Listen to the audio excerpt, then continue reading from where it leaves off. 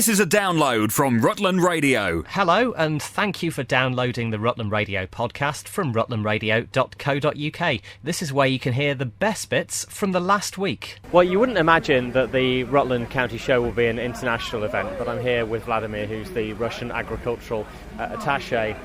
Your first time in England? Yeah, I'm here already for years, but in your county, yes, I'm first time. And what are your impressions of the farming show here?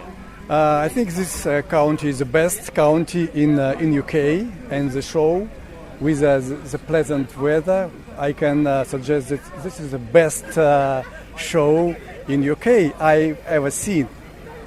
So I'm here. So tell us how farming is back home for you. What's the primary, the main areas that people tend to farm? You mean in Russia? Are you back in Russia, or is it more animals, vegetables? Yeah, we more and more grow with agriculture because of these political sanctions, Western sanctions, and we try to more and more organize our own agriculture. And of course, we need to learn more how agriculture organized abroad, especially coming from state agriculture system to this family agriculture system. For us, it's very important to know how agriculture growing and going in such a country like England, where the family farming is already 100 years, 3, 5, 6 generations look at the same farm. So, and at Russia at the moment, I should say, we self-sufficient in many products. We did this self-sufficient even 10 years ago, but now, because of this political sanction, the government just support very much our farmers, support regions, support agriculture development, and we see that we can even in a state farm, in a not farming, not a family farm, we can organize good farming system and have a big yield, productive cattle, and good productive milk.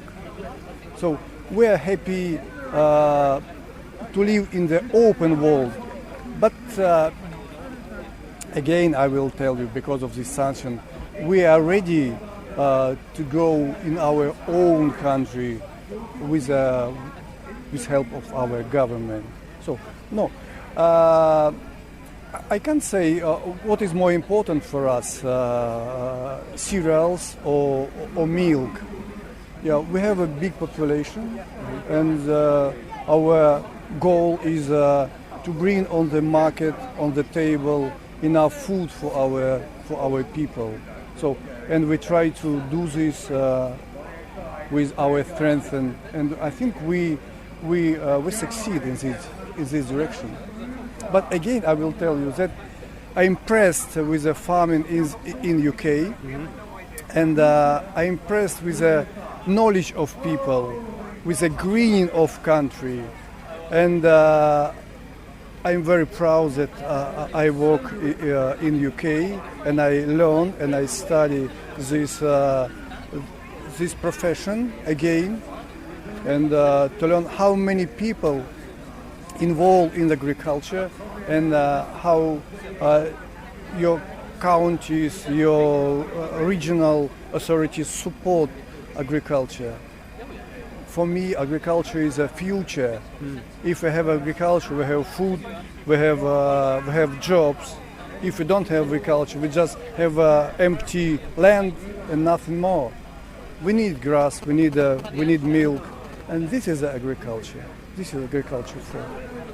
Well, great to meet you. Thank you very much for talking to us here at Rutland Radio today. Thank you very much. Thank you. This is Rutland Radio. Well, as you've heard, the For Rutland in Rutland bottle tombola is going down a storm at this year's Rutland show. I'm here with Trish Ruddle from the charity, and also Liz Steele, who's the new full-time advisor at Citizens Advice based in Rutland. Basically for Rutland in Rutland funds you, Liz. That's right, yes. They fund our project here. We're based here in Oakham and the Citizens Advice Rutland.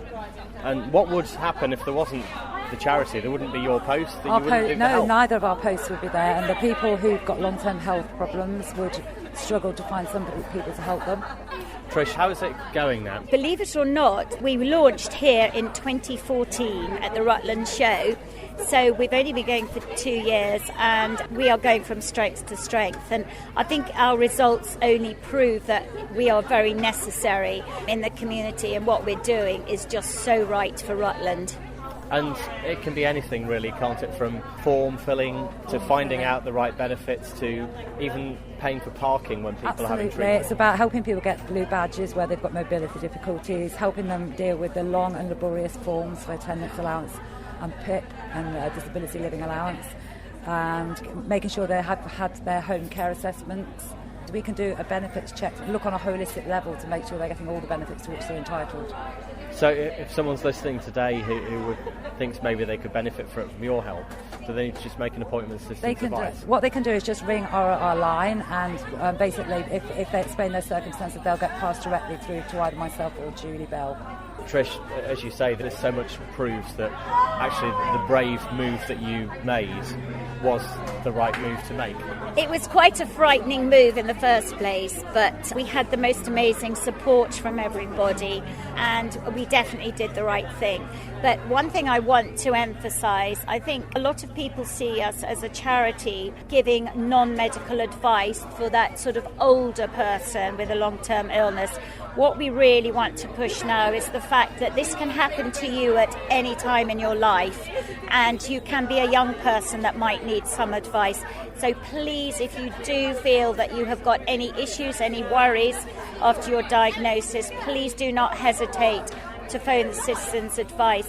You know, over the last 2 years, we have given out £600,000 in grants and benefits. And I think really, as I said, the results rather prove that what we're doing is just so right. And look at the support we've got today. I mean, totally amazing. But Rob, you know, the tombola, we're here not only to raise money, but also to raise our profile in the community, for people to understand what we're doing. And a few of us from the fundraising committee have gone round the show today, making sure that the local trade stands know who we are, what we are, and their enthusiasm for what we're doing is really encouraging. So Liz, if people would like to actually benefit from your service? Yes, they can ring our advice line, which is 01572 723 494.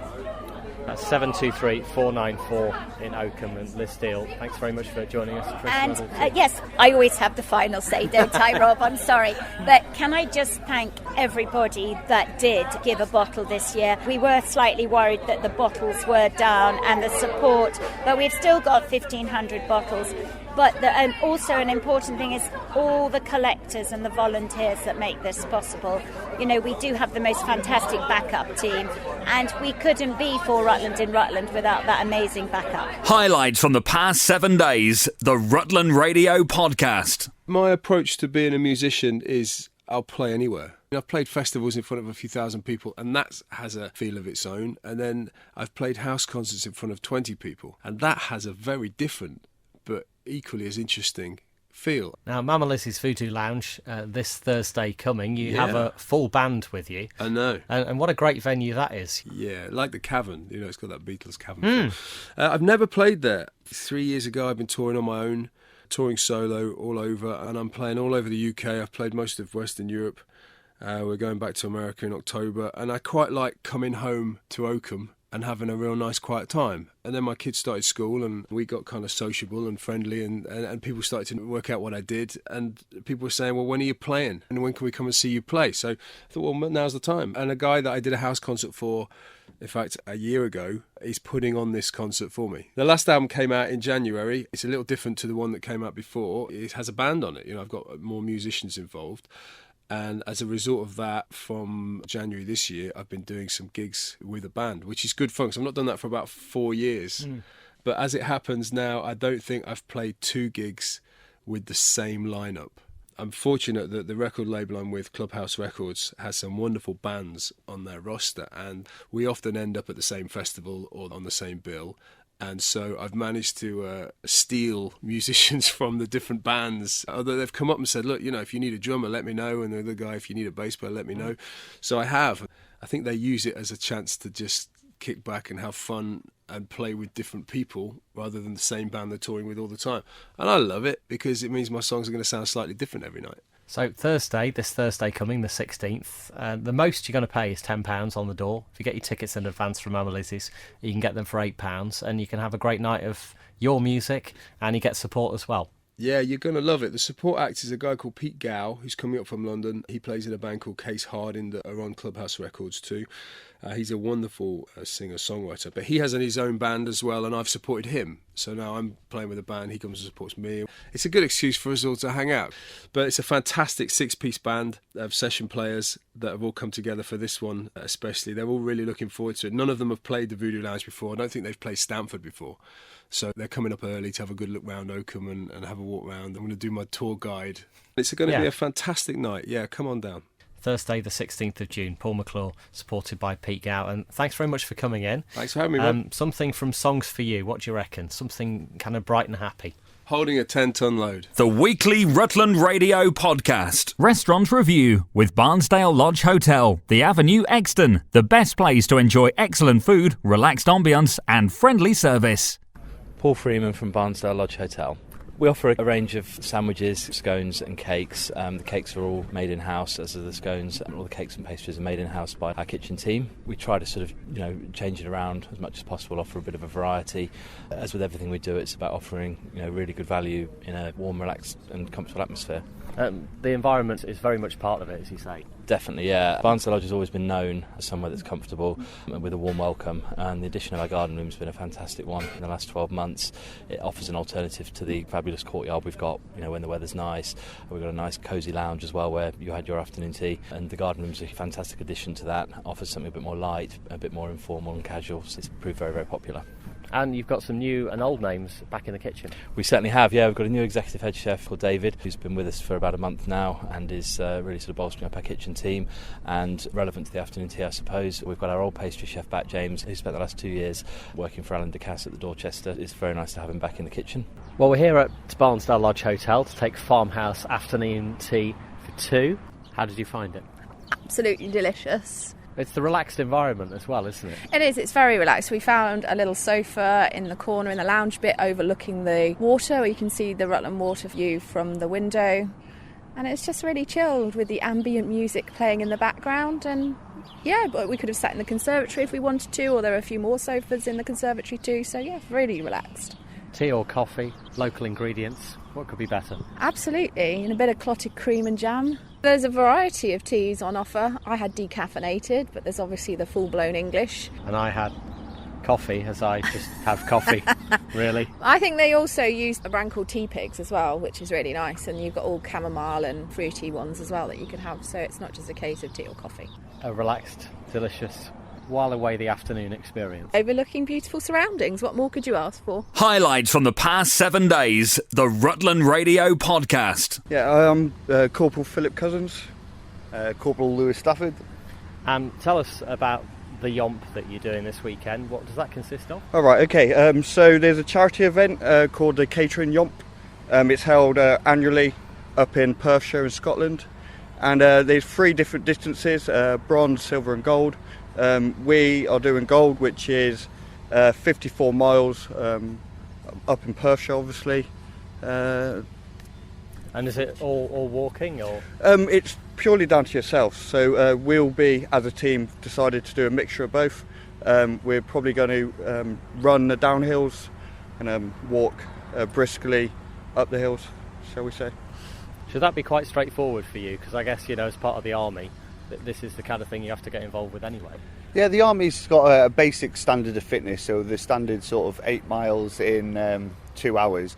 But we're taking soldiers under training at the moment as well, so it's going to create a lot of team bonding and sort of enhance the learning and physical state for the other guys. And you're hoping to raise as much as you can for ABF the Soldiers charity. Tell us how they help. Right, so the ABF is known as the Army Benevolent Fund. They're a really good charity. They help British serving soldiers, veterans. To qualify for their charity, all you need is to have served 1 day in the British Army. They also help families also, so it's a very good military charity to work for, help out. So how many people will be taking part in this? I guess you're not unique. Yeah, we've got a team of 12 we're entering, but there's a countless number of people who are actually going down there, so be it military, civilians or people who've actually served in the forces before. And how can people sponsor you? They can sponsor us. We've got sponsorship forms, we've got Just Giving on the internet. They can also get in touch with us directly using Facebook or other social medias. And do you have any addresses for all that? Yeah, sponsorship forms will be within Hungry Birds, the coffee shop based in Oakham. Also, the Just Giving page, if you obviously go on Just Giving and put Phil's Chillers, the name of the team, our page will come up. Also, you can go via soldierscharity.org and once again put the team name Phil's Chillers in, and our page will pop up, and then kindly you can donate through those means. This is Rutland Radio. Thank you, Rob. I'm with Mary, Mary, what's your official title? The manager of the Art Nursery, Oakham. Okay, and tell me about the event today. Today we're celebrating the Queen's 90th birthday, having the Arc Street Party, and a lot of our parents from the nursery and kids club are here having fun. Okay, and it's until what, 2 o'clock? Until 2 o'clock. If you want to come down, please come down, and we're going to be doing the tug of war about 1 o'clock. Yeah. And three-legged races and lots of different races after 1 o'clock today. All right. Final big question, who's going to win the football tonight? Not sure. I'm not a keen football fan, sorry. More rugby. Sorry. Thank you, Mary. Thank you. Rutland Radio's best bits on the podcast. Thank you, Rob, and good morning today. Along with lots of other celebrations, Northluffin Village Day.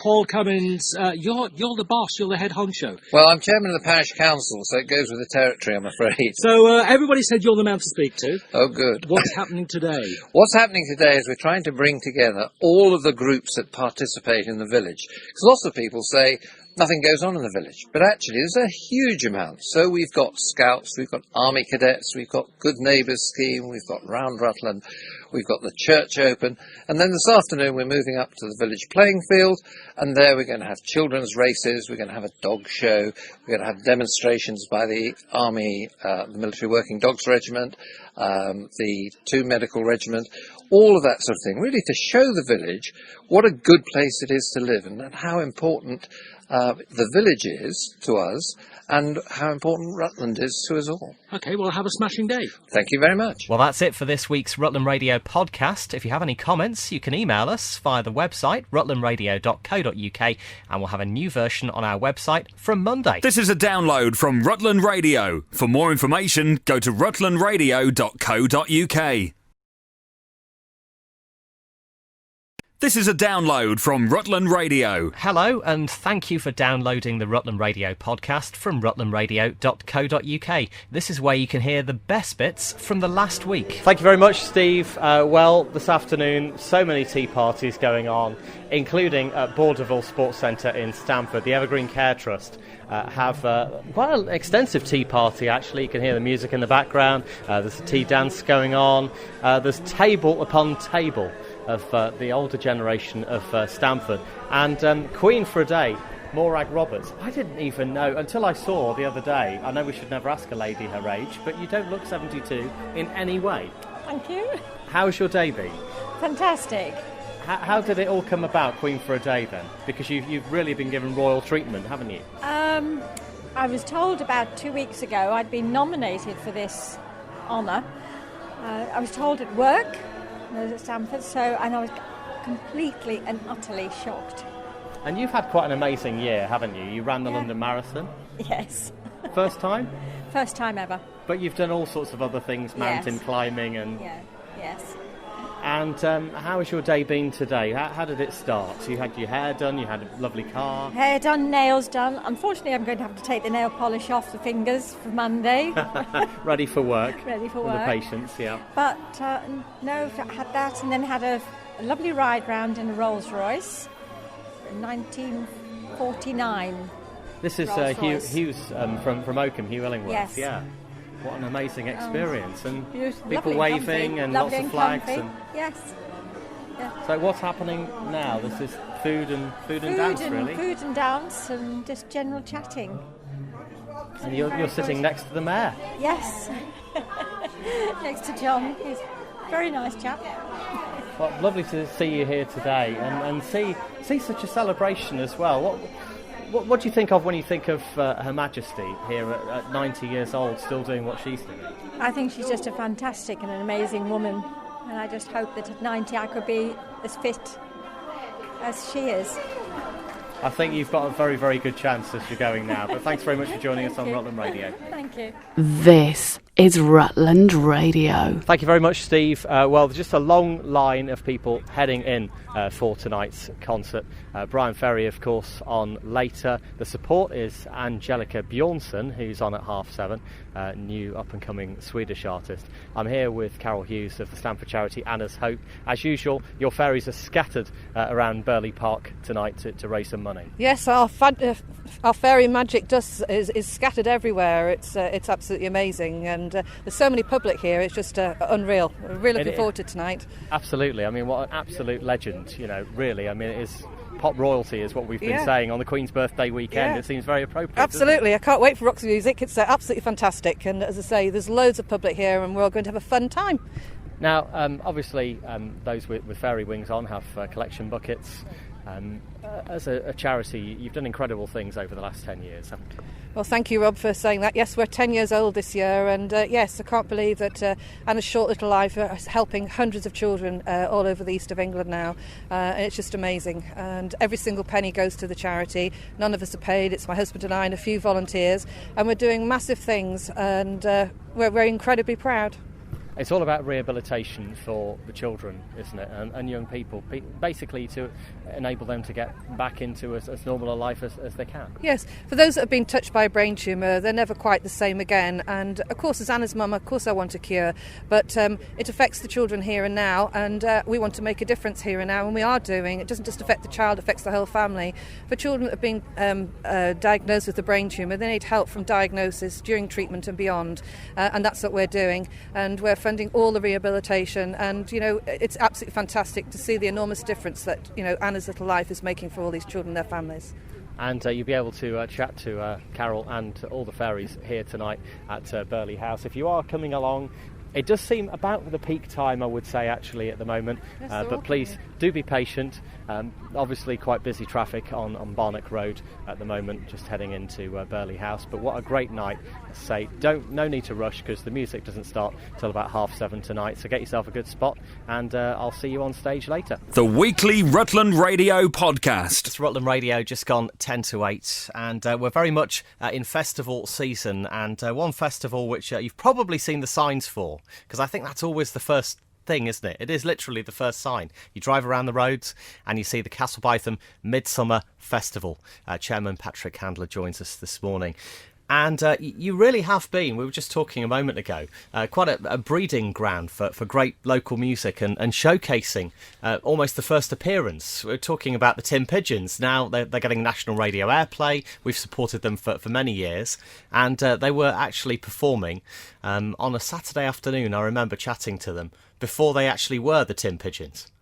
Yes, good morning, Rob. Yes, we are pleased to say that I think we were one of the first to give them a gig outside the school, because they're all ex-Stamford schoolboys. And obviously we knew of them because my daughters went to the school and they'd played at various gigs there. And we had this festival and they played. And I know they were a little bit nervous, but it was one of those moments where you think, these guys have got it, and they've had to work at it, but I think all good bands have to, and it's been fantastic in the last couple of weeks where they have been getting national airplay. I'm not sure I can mention the other station. We don't worry about that. Well, I think we know what it is. Yes, absolutely. But they are brilliant, and they come back continuously over the last 5 years to Castle Bytham for our music festival. They're playing actually at 2:30 on the Sunday. And I'm hoping a lot of people will turn up to hear them play, because it's a wonderful setting. So, if you can sum up the festival in a few words, 2 days of music and the fate on the Sunday. Well, the Castle Bytham kind of fair was been going for about 25 years, and it was a traditional street fair with markets and things like this, and the famous Castle Bytham duck race. But in the last few years, we've added a music dimension, and on the Sunday, but also on the Saturday, and I think our programme now for a small village is absolutely fantastic. We've got 19 performers, bands and solo performers. We've got 2 stages, and it's all free car parking, free entry.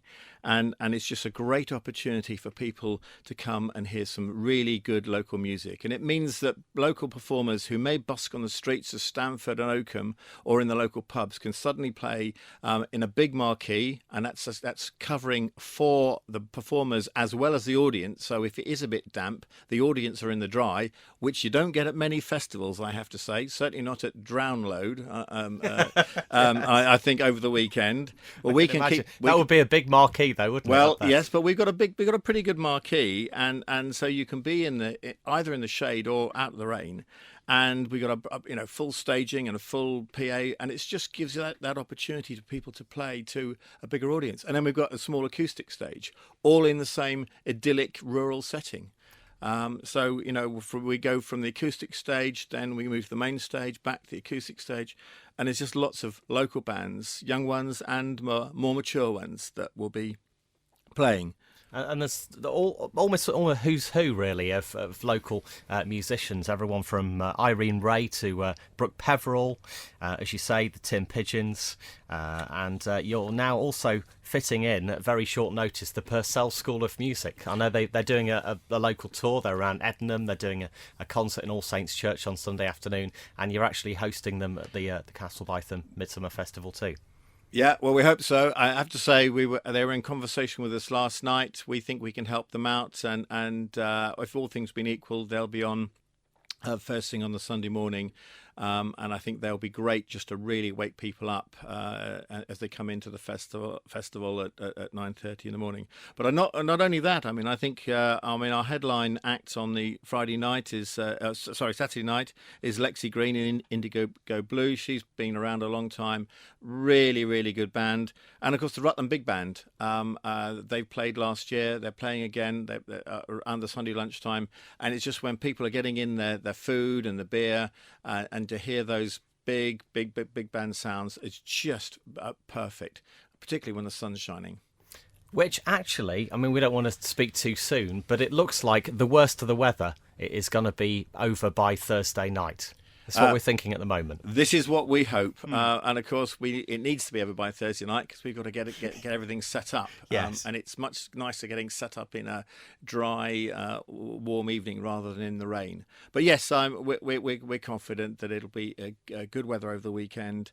We want to get as many people to come along on both days, just to have a really good festival. And I should also say, on the Saturday we've got a beer festival.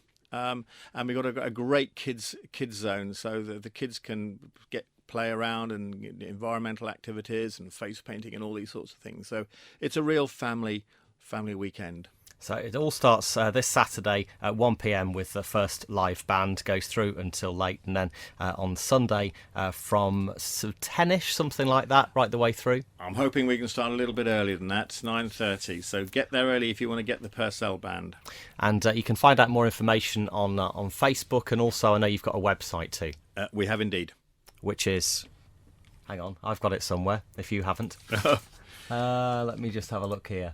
It is www.bythamsmusic.org.uk. And we've also got for the wider summer fair, we've got www.midsummerfair.co.uk. Rutland Radio's best bits on the podcast. So I'm here in the Jolly Brewer in Stamford on Foundry Road, and this is where the Pushpenny League meet. Now, Chris Church, this is the only one of two in the country, actually, Pushpenny Leagues that still exist? As far as we're aware, yeah, there's ourselves in Stamford, and we understand there's a similar league down in Hastings that play this format of the game. What is the game, effectively? The game is a traditional pub game played on a plank of wood with 3 old-style pennies. The idea of the game is to fill each bed, which is a section of the board, by filling it with 3 chalks, so that's getting the coin in between the lines on 3 separate occasions throughout the game, and the first one to complete the board wins the game. Now, we're standing right next to the trophies and cups here. These, I guess, date back a fair few years, do they? Yeah, there's quite a lot of history here. The game's been played for a number of years in the town. There's lots of different cups and lots of different formats of league competitions, winners and runners-up cups, all to different ages.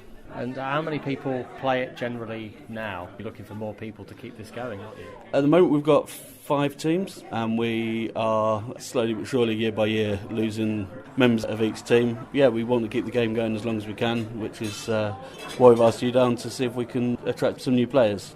And you've got your presentation tonight as well with the Mayor. Yeah, the Mayor's very kindly agreed to come down. We're hoping that you might take him on in the game later on to see what we're all about, if that's all right with you, and yeah, obviously with the Mayor. Is he a novice as well? As far as I know, he hasn't played a game before, but it's fairly easy. Easy to pick up, but a lifetime to master, so they say. So what is the skill in it, would you say? Patience. And not taking advantage of the landlord's wares too much by having too many beers. It's one of the games, some people play it a lot easier with a drink inside them, some people play a lot better with skill and direction.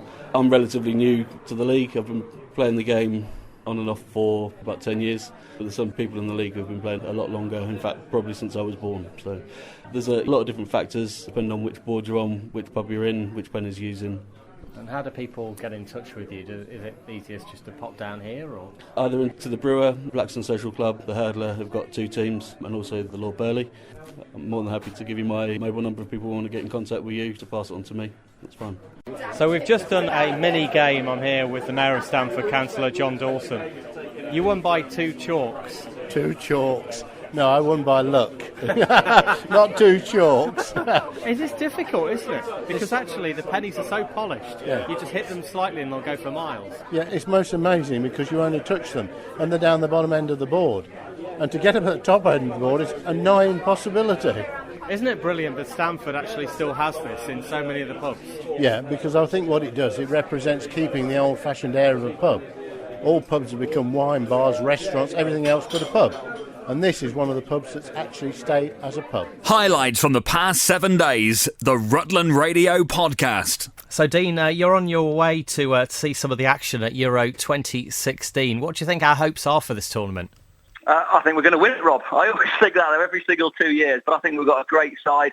We played well against Russia. I know the result wasn't what everyone really hoped, but I think we've got a good team. If we get Harry Kane firing and Rooney still playing well, then I think we can win it. I really do. And Jamie Vardy, people are saying, he plays differently with different people, which I suppose is to be expected. He's obviously familiar with his Leicester colleagues.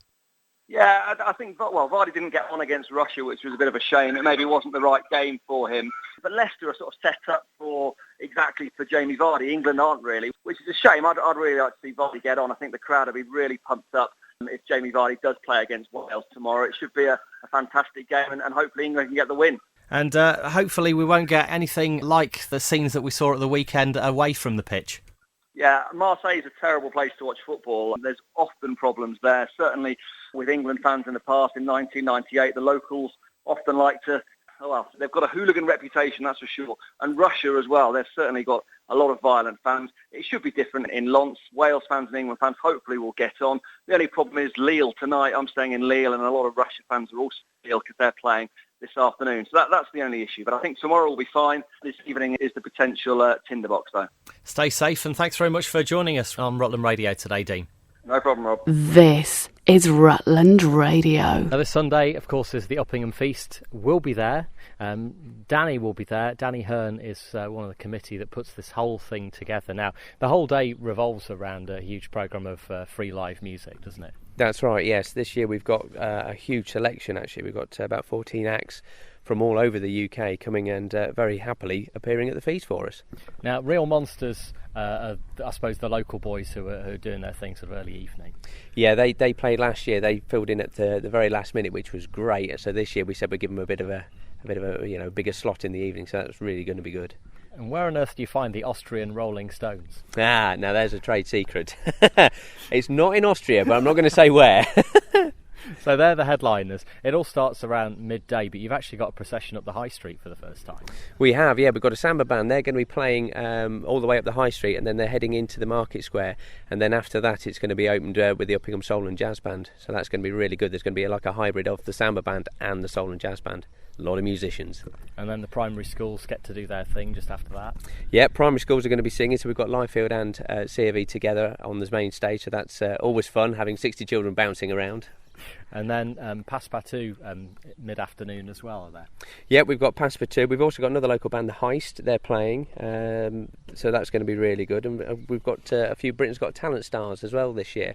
Got Robbie Furman back, who was in, I think, 2011. Yeah, he went down ever so well. He got his own sort of fan club going quite quickly, didn't he? He did, yeah. So he's back. I think it's his birthday weekend as well, so look out for a bit of a surprise there. And we've also got, from this year's Britain's Got Talent, we've got Jasmine Elcock, who's made it through to the finals. Which is absolutely terrific. So we were really, really happy that we've got her. So that's hopefully going to be a big draw as well. And what about the rest of the town? Now, the rest of the town, there's all sorts of events happening. There's we've got the falconry, we've got Vikings doing stuff on Beast Hill. There's face painting, there's stuff happening in the church. There's loads of stalls happening down in the market square and all the way down the high street as well, which is going to be good. And let's not forget the food. There's a lot of food. The Uppingham Feast, it's this Sunday. We'll be there. What time does it kick off? Starts at 12 o'clock. The procession from the samba band's going to be around 10 to 12, so as they start coming through. But everything livens up at 12 o'clock and goes right the way through till 10 p.m. So it's going to be a really, really good show. How much is it to enter Uppingham? Absolutely free.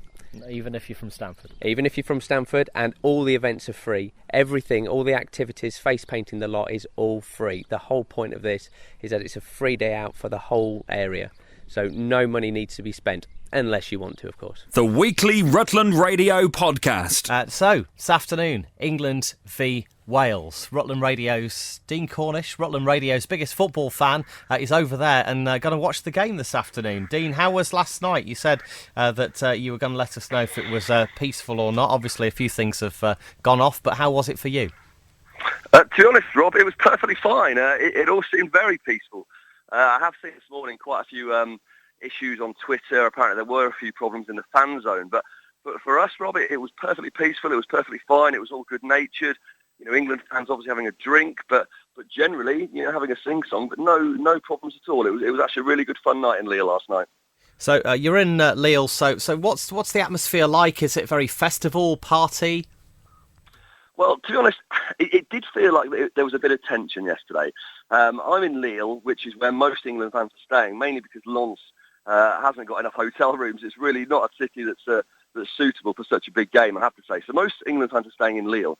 The issue yesterday was that Russia were actually playing themselves in Lille. Now, obviously, you know about all the problems with England fans and Russia fans from the weekend. So it did seem that some England fans might have been looking for some revenge, but actually, from what I could see, nothing happened. You know, there were a lot of England fans walking around and maybe singing some anti-Russian songs, but generally, you know, that was it. That was the height of it. It was just a festival or a good atmosphere. People singing, people kicking footballs up in the air, people enjoying the Slovakian fans who were the team that were playing Russia. Everyone was just enjoying themselves. It was great fun. Sat out in the sunshine, enjoying some quite strong French lager. Actually, it was quite enjoyable. So what about the game itself this afternoon? Now, England v Wales in a major championship. This hasn't happened ever before, is this right? That's correct, yeah. We've played Wales in qualifiers before, obviously at Wembley and also in Cardiff, but never abroad in an international tournament. I think it's the first time the home nations have played each other at all in a big tournament away from home. You remember in 1996, when the European Championships was held in England, and England played Scotland in that amazing day in 1996. But apart from that, no, it's the first time that two home nations have met on foreign soil, and the atmosphere is building already. It should be fantastic. Now, England, you would presume, have the advantage, but, you know, when people go into games like this with that sort of thought, you know, sometimes actually that's not such a good thing, is it? Yeah, exactly. We can't be over complacent. The thing is, for Wales, this is their cup final. To use a cliche, this is the biggest game they've had really ever. So for them, they will be absolutely massively up for this game.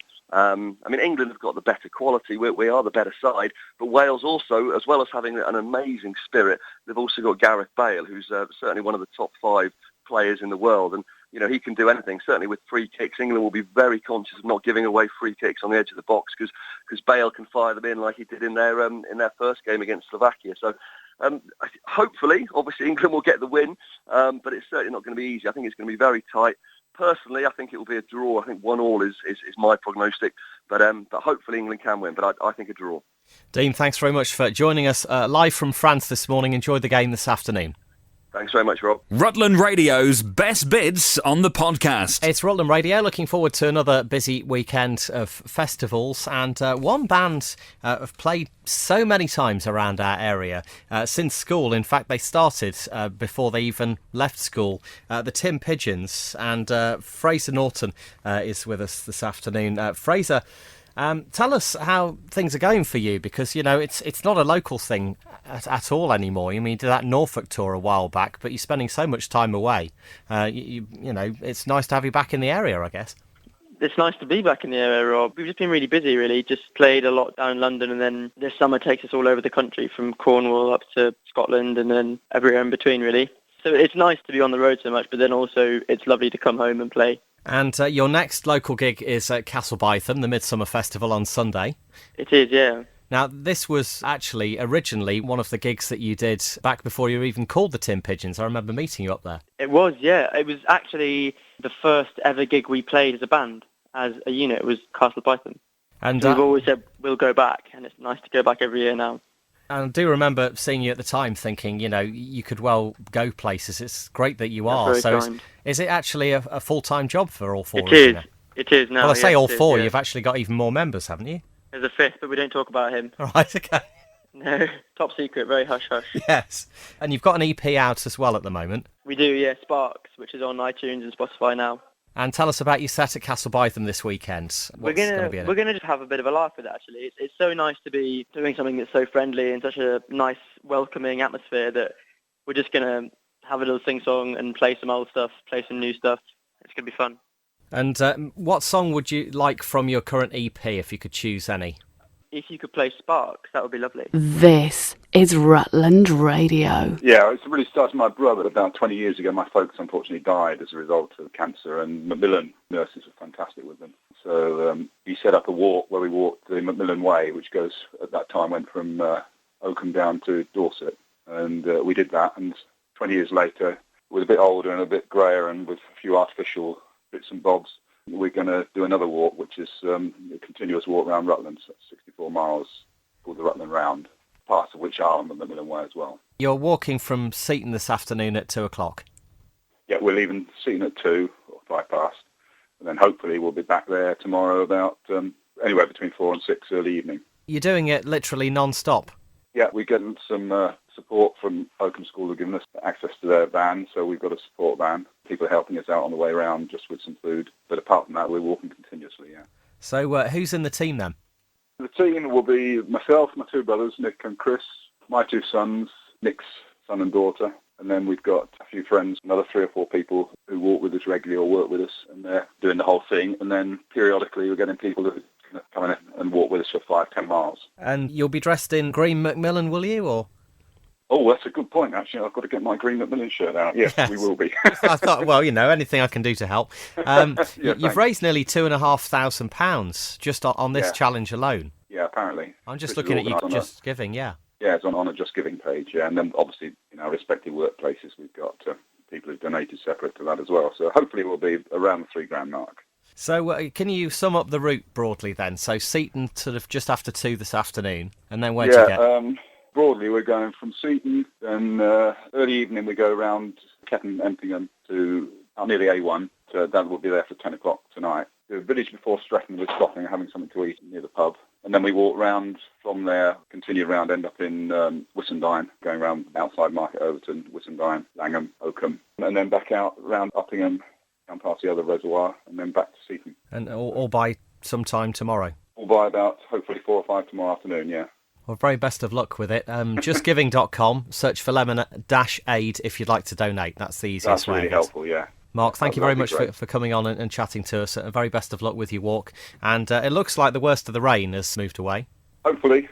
So, wet feet, I suspect, but I hope the rest of us will be reasonably dry. Well, that's it for this week's Rutland Radio podcast. If you have any comments, you can email us via the website, rutlandradio.co.uk, and we'll have a new version on our website from Monday. This is a download from Rutland Radio. For more information, go to rutlandradio.co.uk.